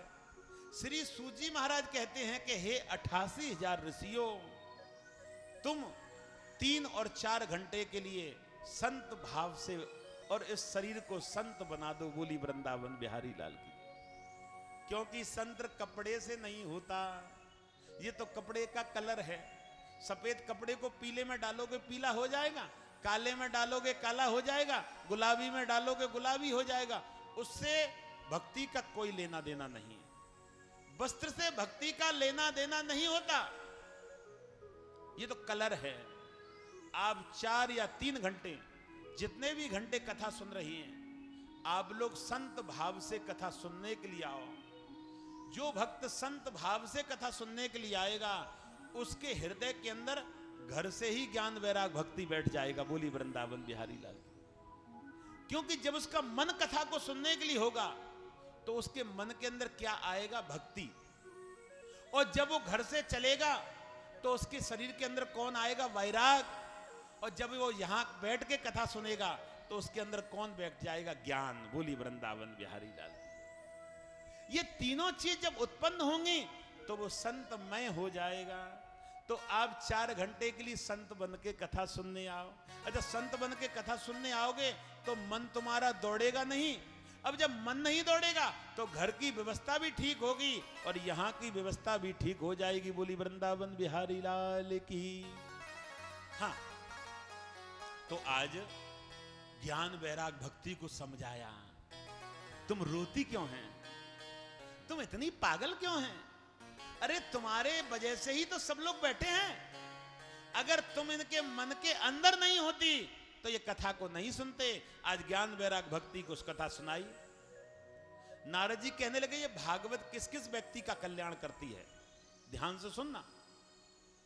हमारे सारे वेदों, हमारे सारे प्राणों में केवल भागवत कथा ही एक ऐसी है जो कि पितरों का और मोक्ष करती है, बोली वृंदावन बिहारी लाल। अच्छा, नारद जी कहने लगे कथा का फल क्या मिलता है? सबसे पहली चर्चा, एक कथा को कराने का मतलब है 1.25 लाख सत्यनारायण भगवान की कथा कराना। अगर एक भागवत हमने कराई है तो सोच लीजिए कि हमने 1.25 लाख सत्यनारायण भगवान की कथा करा दी। अगर हमने एक भागवत कराई है तो समझ लीजिए कि हमने 1200 अखंड रामायण की कथा करा दी। अगर हमने एक कथा कराई है तो 9 कन्याओं का विवाह कर दिया। अगर हमने एक कथा कराई है तो 9 गौओं का दान कर दिया, बोली वृंदावन बिहारी लाल। हे नारद, ये कथा का फल है। नारद के आंखों से आंसू झलके। नारद जी कहने लगे, मैं तो धन्य हो गया, मेरे पास में न कुछ होते हुए श्रीमद् भागवत कथा मिल गई। न कुछ होते हुए। एक बात और ध्यान रखना नारद जी के, क्या कि भागवत कथा जहां होती है वहां सारे तीर्थ एक एक कला से विश्राम करते हैं। जहां भागवत कथा होती है वहां 33 कोट देवता एक एक कला से विश्राम करते हैं। जहां भागवत कथा होती है गंगा, यमुना, सरस्वती, गोदावरी, नर्मदा सारी नदी एक एक कला से विश्राम करती हैं। और जो पृथ्वी पर तपस्या कर रहे हैं वो संत अपने भाव को उस कथा में प्रकट कर देते हैं, तो ये कथा तुम्हें कल्याण देने लग जाती है। बोली वृंदावन बिहारी लाल। तो हमारे जीवन को परमात्मा से जोड़ने वाली ये भागवत कथा है। तो आप लोग कथा सुन रहे हैं। अच्छा, नारद जी कहने लगे इस कथा से पितरों का मोक्ष कैसे होता है ये बताओ। कहने लगे कि एक नगर में आत्मदेव नाम के ब्राह्मण थे। आत्मदेव, अच्छा आत्मदेव किसे कहते हैं? जिसके हृदय में कोई कपट पैदा नहीं होता। अच्छा, कपट कहां से पैदा होता है? जो भजन नहीं करता। अच्छा, भजन कौन नहीं करता है? जो व्यक्ति गलत मार्ग पर चलता है। अच्छा, गलत मार्ग पर कौन चलता है? जो अच्छे कर्म नहीं करता। अच्छा, अच्छे कर्म कौन नहीं करता है? जिसका मन अपवित्र होता। मन अपवित्र किसका होता है? जो पूर्व जन्म में गंदे कर्म करके आता है। बोली वृंदावन बिहारी लाल। कुछ नहीं कर पाता इस समय। एक आत्मदेव ब्राह्मण थे, उनकी पत्नी थी धुंधली। अब वो तो थे आत्मदेव बड़े शील प्रवृत्ति के शांति। धुंधली कैसी? लड़ने वाली। दिन में कम से कम 100 बार लड़ती थी पति से। धुंधली, धुंधली किसे कहते हैं? जब चाहे तब धुंध मचा दे। हमारे घरों में भी बड़ी बड़ी धुंधली आ रही हैं। पहले घर था बैकुंठ और धुंधली आने से नरक बन गया। बोली वृंदावन बिहारी लाल की। जब धुंधली ने पैर रखा पूरे घर को धुंध मचा डाला। बोली वृंदावन बिहारी लाल की जय। सास से लड़, जेठानी से लड़, पति से लड़, देवर से लड़, पड़ोसियों से लड़। इतना धुंध मचाया कि घर वाले कहने लगे कब भागें इस घर को छोड़ करके। अच्छा, घर वाले ये भी कहते हमें मुक्ति मिल जाए इस घर से, क्योंकि धुंधली आ गई। जो स्त्री घर में कलह करती है उस घर में लक्ष्मी नहीं रहती। जिस घर में धुंधली रहती है उस घर में विष्णु नहीं रहता, और जिस घर में धुंधली रहती है उस घर में गोविंद अपना विराजमान नहीं करता। बोली वृंदावन बिहारी लाल। क्यों? क्योंकि तुम लक्ष्मी का स्वरूप हो। तुम्हारे सबसे पहला कर्तव्य है शांति को अपने बस में रखना। जिस स्त्री ने शांति को बस में नहीं रखा उसको जीवन में कुछ नहीं मिलेगा। घर वालों को न वो दे सकती, न अपना कुछ कर सकती। हे माताओं, आपकी पूजा तो स्वयं महादेव ने की है। आपकी स्वयं पूजा तो हमारे ठाकुर जी ने की है। राधा रानी की पूजा तो हमारे गोविंद ने की है। क्यों? पूजा गोविंद ने इसलिए की है क्योंकि वो महारानी है, वो लक्ष्मी है, वो इस संसार को बसाने वाली है, वो इस पृथ्वी पर जितने जीव घूम रहे हैं उनको प्रकट करने वाली है। अगर वही स्त्री धुंधली का रूप धारण कर दे तो उस घर में कभी उन्नति नहीं हो सकती। बोली वृंदावन बिहारी लाल। तो भैया ऐसा उनकी पत्नी थी धुंधली। आत्मदेव के पास में कोई संतान नहीं। आत्मदेव भगवान का भजन करने वाले, पत्नी के कोई बच्चा नहीं हुआ। आत्मदेव एक दिन रोने लगे और रोते रोते आत्मदेव कहने लगे कि मैं शरीर को खत्म कर दूंगा। इस शरीर से क्या लेना देना है? इस शरीर का क्या मतलब है? इस शरीर को रख के मैं क्या करूंगा? एक दिन आत्मदेव के मन में भाव उत्पन्न हुआ। एक बात कहूं, जब व्यक्ति घर से परेशान हो जाता है, जब व्यक्ति घर से परेशान हो जाता है तो वो दुनिया से परेशान हो जाता है। दुनिया वाला परेशान कर दे तो वो परेशानी लगती नहीं है। घर वाले परेशान कर दें वो परेशानी उसके हृदय में विराजमान हो जाती है। आत्मदेव दुखी होकर के आज बियाबान जंगल की ओर चलने लगे। आत्मदेव जब बियाबान जंगल की ओर चलने लगे और आत्मदेव बियाबान जंगल की ओर चलते चलते गोविंद का भजन करने लगे। रोते जा रहे हैं, मैं शरीर का अंत कर दूंगा, मैं शरीर को जिंदा रह करके क्या करूंगा? पत्नी मेरी सुनती नहीं है, घर में मेरे कोई बच्चा नहीं है। आज आत्मदेव रोते रोते भगवान का भजन करते हुए जंगल में पहुंचे। एक सरोवर में मरने के लिए तैयार हुए। वहां बहुत लोग स्नान कर रहे। आत्मदेव ने सोचा कि जब ये स्नान से चले जाएंगे तब हम अपने प्राणों का अंत करेंगे। जब तक बैठे बैठे और आत्मदेव भगवान का भजन में लगे हैं, हम भी 1 मिनट भजन कर लें, 1 मिनट बोल लें और यही गाएंगे कि गोविंद मेरो है, गोपाल मेरो है, गोविंद मेरो है, गोपाल मेरो है, गोविंद मेरो है, गोपाल मेरो है, गोविंद मेरो है, गोपाल मेरो है, श्री बांके बिहारी नंदलाल मेरो है। ओ श्री बांके बिहारी नंदलाल मेरो है। भैया ऐसे करके बजाओ सभी, भूख भाग जाएगी, गारंटी है।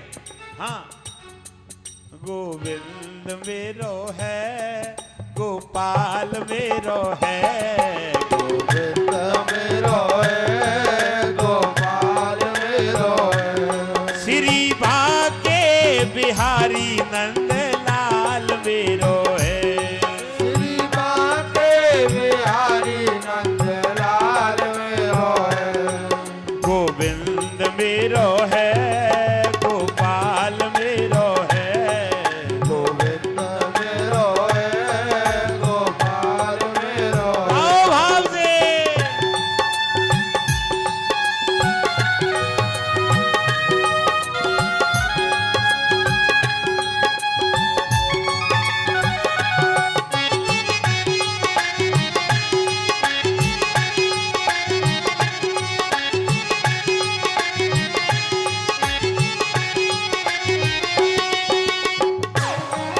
सभी तालियों की सेवा करते हो भाव से।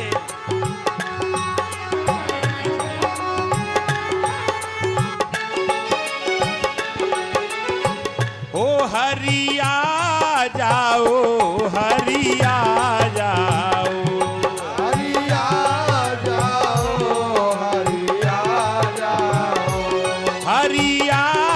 जाओ, हरिया जाओ, हरिया जाओ, हरिया जाओ, हरिया जाओ, अब और न मुझे को तरसाओ, अब और न मुझको तरसाओ, गोविंद मेरो है, गोपाल मेरो है, गोविंद मेरो है, गोपाल मेरो है, श्री बांके बिहारी नंदलाल मेरो है, श्री बांके बिहारी नंदलाल मेरो है, श्री बांके बिहारी नंदलाल मेरो है, ओ श्री बांके बिहारी नंदलाल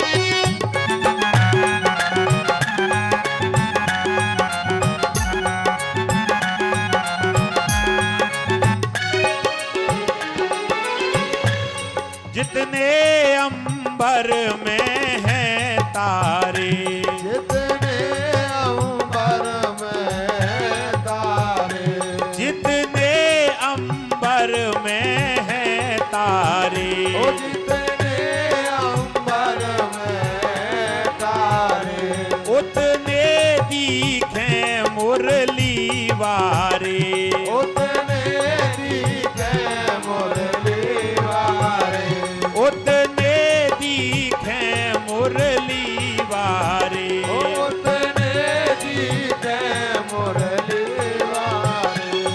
गोविंद मेरो है, गोपाल मेरो है, गोविंद मेरो है, गोपाल मेरो है, श्री बांके बिहारी नंदलाल मेरो है, ओ श्री बांके बिहारी नंदलाल मेरो है, मुरली को प्यारो गोपाल मेरो है, ओ मुरली को प्यारो गोपाल मेरो है, गोविंद मेरो है, गोपाल मेरो है, गोविंद मेरो है, गोपाल मेरो है।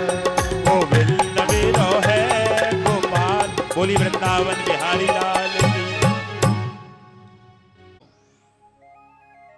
आत्मदेव सरोवर में कूदने के लिए तैयार हुए। ध्यान से सुनना। भगवान संत का रूप बना करके जब आ गए और जब संत का रूप बना करके आए तो आत्मदेव के हाथ को पकड़ा। ध्यान से सुनना। और कही कि तुम्हारा नाम क्या है? कि आत्मदेव। कि मरना क्यों चाहते हैं? कि मेरी पत्नी धुंधली है, घर में बहुत कलह रहता है और मेरे पास में कोई संतान नहीं है, कोई पुत्र नहीं है। जब कहने लगे कि मेरे पास में कोई पुत्र नहीं है, महात्मा जी ने एक फल दिया और कही कि इस फल को अपनी पत्नी को खिलाना तो तुम्हारे पुत्र होगा। लेकिन पत्नी को कुछ नियम करने होंगे। कि कौन से? कि पुत्रान व्यापकम कृष्णान बंदनम कृपान व्यापकं नमः आनंद कंद कृष्णनम। कृष्ण का अगर जाप करेंगी, इस फल को खाने के बाद में एक समय भोजन करना, धरती पर शयन करना, हर मिनट भगवान का ध्यान करना, तुम्हारे पुत्र पैदा होगा। फल को लेकर के आत्मदेव चल दिए।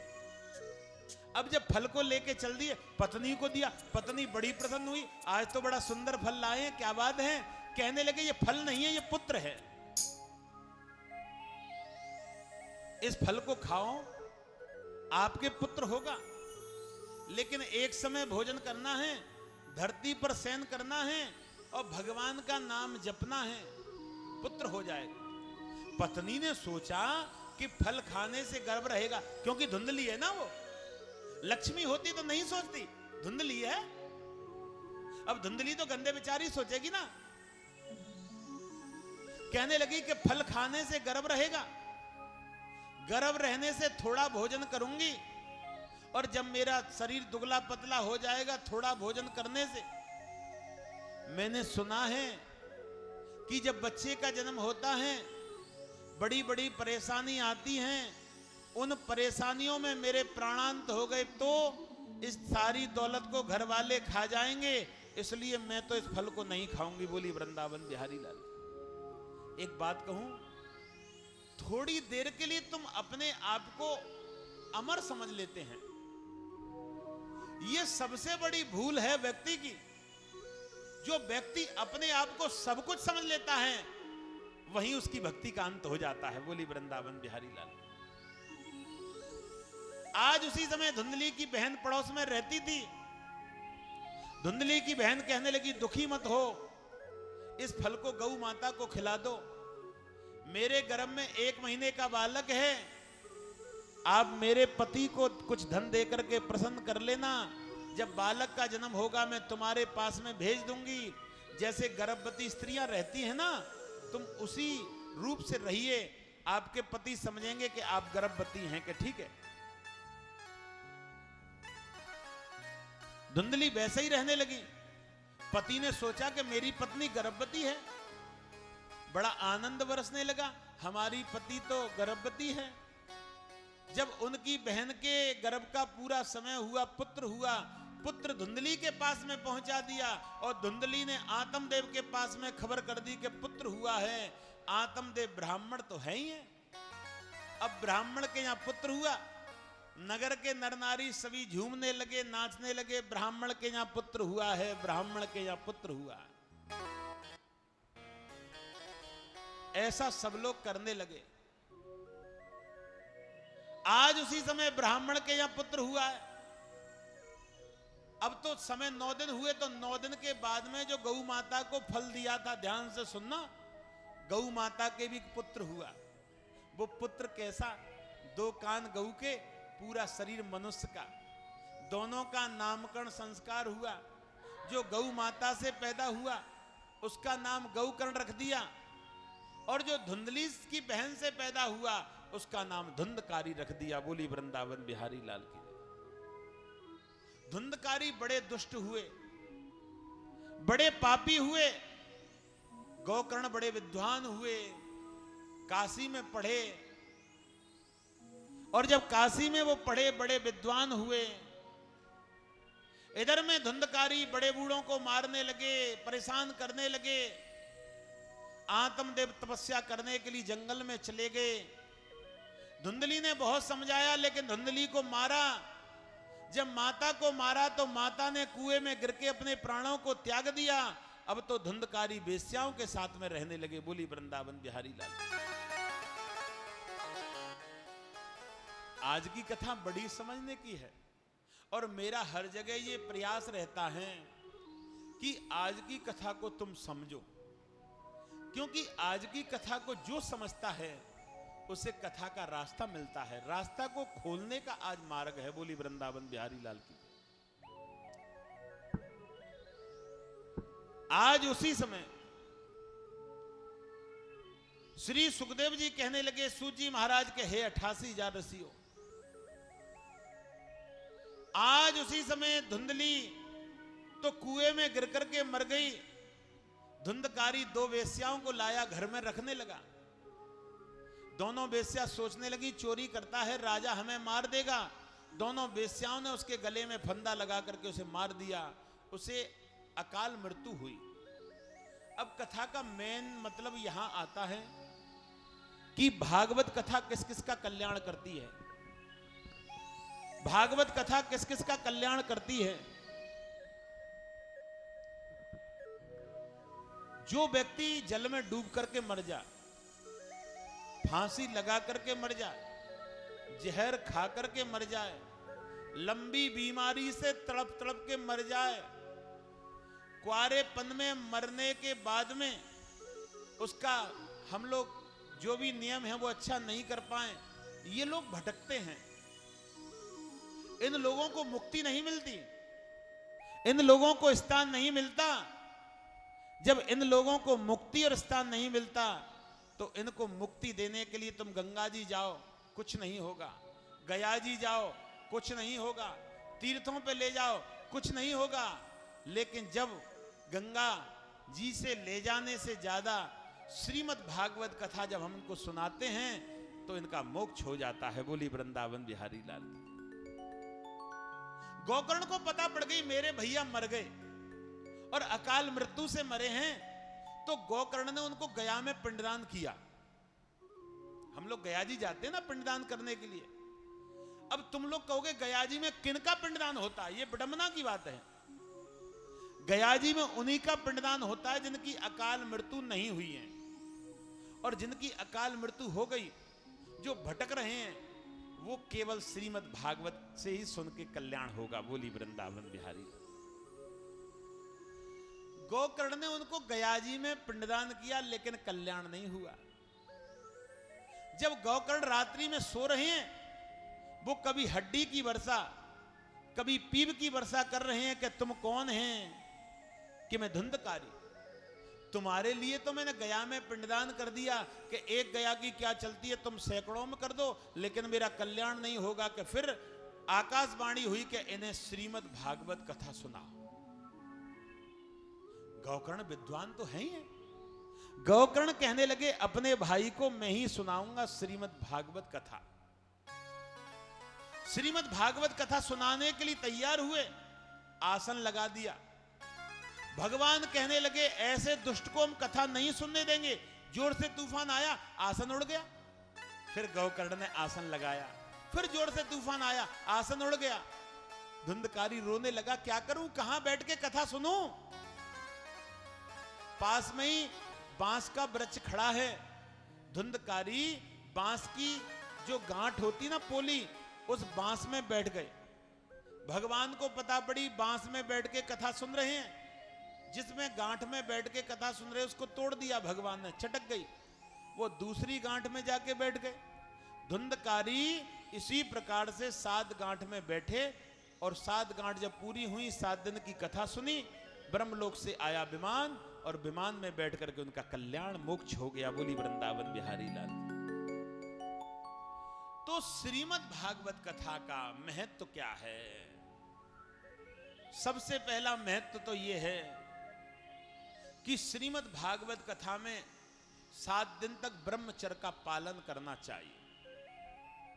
जो भक्त 7 दिन में ब्रह्मचर्य का पालन नहीं करता, उसे कथा 1% भी और कल्याणदायक नहीं मिलेगी सुनने के लिए। बोली वृंदावन बिहारी लाल। पहला कारण। दूसरा कारण, व्यक्ति को 7 दिन में क्रोध को त्यागना चाहिए। जो व्यक्ति 7 दिन में क्रोध को त्याग करके कथा सुनेगा, उसे कथा का फल प्राप्त होगा। तीसरा नियम क्या है कि व्यक्ति को कथा को एक समय भोजन करके ही सुननी चाहिए। एक समय। कोई कोई कहे हमको तो डायबिटीज है, अब डॉक्टर तो कहता है भोजन करो। तो भैया बीमार लोग हैं, वो 2 समय कर लो। हाँ, अच्छा 2 समय करो, 3 समय करो, कथा तो उतनी ही मिलेगी, कल्याण उतना ही होगा। बस मन की शुद्धता होनी चाहिए। अच्छा, एक समय भोजन का मतलब मेरा क्या है कि भागवत महापुराण कहते हैं कि सुबह जो भोजन करके कथा सुनने के लिए आता है उसे आलस आता है, और जिसको आलस आता है वो कथा सुन नहीं पाता। बोली वृंदावन बिहारी लाल। है भोजन आलस होता है, तो एक समय कथा को भोजन करके सुने। तीसरा कारण, कथा को सुनने वाला श्रोता कथा को कल्याण रूप से सुने। मनोरंजन दृष्टि से समय खराब करने के लिए जहां आएगा, वो कथा का श्रोता नहीं बन सकता है?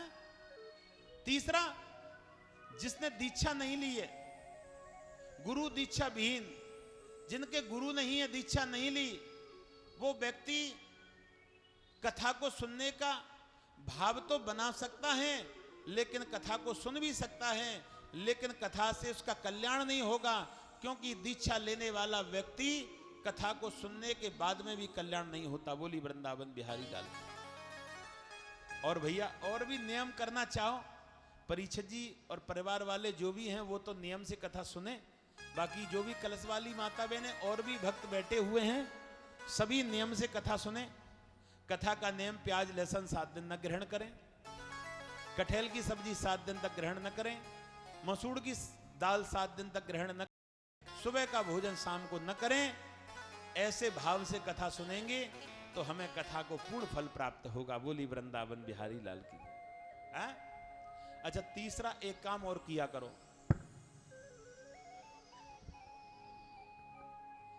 तीसरा कारण एक और है कि माता एक कृपा और कर देना।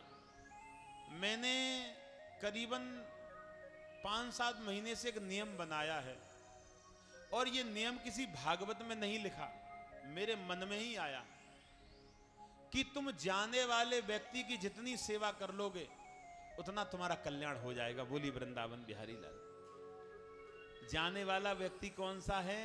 60 के बाद। 60 साल के बाद वाले व्यक्ति की सेवा करो। क्योंकि उसको 30, 35, 20, 15 में मरना है और वो मर के जाएगा, और जिसने लास्ट में सेवा की है उसकी कुछ न कुछ सूचना तो भगवान को देगा। बोली वृंदावन बिहारी लाल, क्योंकि अंत भला तो सब भला है। अब तुम लोग कैसे सेवा करोगे? घर में जितने बुजुर्ग हैं उनको कथा में सुनाने के लिए लाओ। जो चल नहीं पा रहे, चलने में असमर्थ हैं, देखने में असमर्थ हैं, उनको अगर जिनकी सासू माँ हैं वो अपने साथ में लाएं। अड़ोसी पड़ोसियों के यहाँ बुजुर्ग हैं उनको साथ में लाएं, अपने साथ में लाएं, अपने साथ में ले जाके जहां से लाएं वहीं छोड़ें। ये आप ड्यूटी डेली करें। बोलिए वृंदावन बिहारी लाल। अच्छा, दूसरा कारण यह है, माता पिता 14 साल से लेकर के 22, 24 साल, 25, 30 साल के बच्चों को कथा में जरूर पहुंचाएं, क्योंकि जाने वाली पीढ़ी भी आपका संदेश देगी और आने वाली पीढ़ी आपके घर को सुधारेगी। बोलिए वृंदावन बिहारी लाल। तो दोनों को लाने का काम बीच वाले व्यक्ति का है। बीच वाला व्यक्ति कौन सा है? 30 से लेकर के 60 तक का। बोलिए वृंदावन बिहारी लाल। 30 साल से लेके 60 साल तक के व्यक्ति का काम है ये बूढ़ों को लाना और जवानों को लाना, दोनों को लाने का काम तुम्हारा है। यहां तक पहुंचाओ और कथा उनको सुनाओ। तेरी गाऊं है के सब कुंज बिहारी, मैं आरती तेरी गाऊं है के सब कुंज बिहारी। मेरे के सब कुंज बिहारी, मेरे के सब कुंज बिहारी, मेरे के सब कुंज बिहारी, मेरे के सब कुंज बिहारी। चरणों में शीश झुकाऊं है के सब कुंज बिहारी। मैं आरती तेरी गाऊं है के सब कुंज बिहारी। ये है तेरी छवि अनोखी, दुनिया में ना ऐसी देखी है। तेरी छवि अनोखी, दुनिया में ना ऐसी देखी। तुम साना सुंदर कोई, तुम साना सुंदर कोई है जगत के पालनहारी। मैं आरती तेरी गाऊं है के सब कुंज बिहारी। मथुरा में जन्म लियो है, गोकुल में पालन भयो है। मथुरा में जन्म लियो है, गोकुल में पालन भयो है। मथुरा में जन्म लियो है, गोकुल में पालन भयो है। मथुरा में जन्म लियो है, गोकुल में पालन भयो है। ओ तेरे चरणन में रम जाऊं है के सब कुंज बिहारी। मैं आरती तेरी गाऊं है के सब कुंज बिहारी। यशोदा के प्राणन प्यारे, नंद बाबा के हैं दुलारे। यशोदा के प्राणन प्यारे, नंद बाबा के हैं दुलारे। तेरे रूप पे यूं मर जाऊं, तेरे रूप पे यूं मर जाऊं है के सब कुंज बिहारी। मैं आरती तेरी गाऊं है के सब कुंज बिहारी। तेरे चरणों में शीश झुकाऊं है जगत के पालनहारी। मैं आरती तेरी गाऊं है के सब कुंज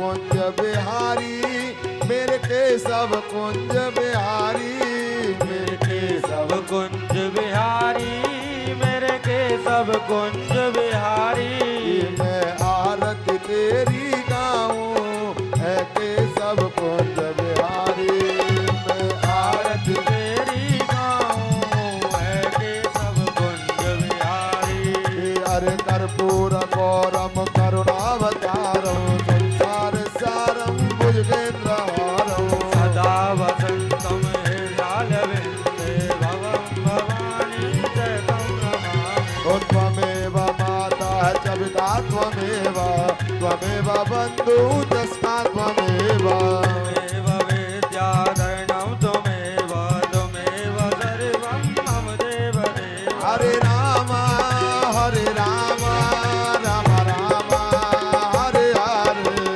हरे कृष्णा कृष्ण कृष्ण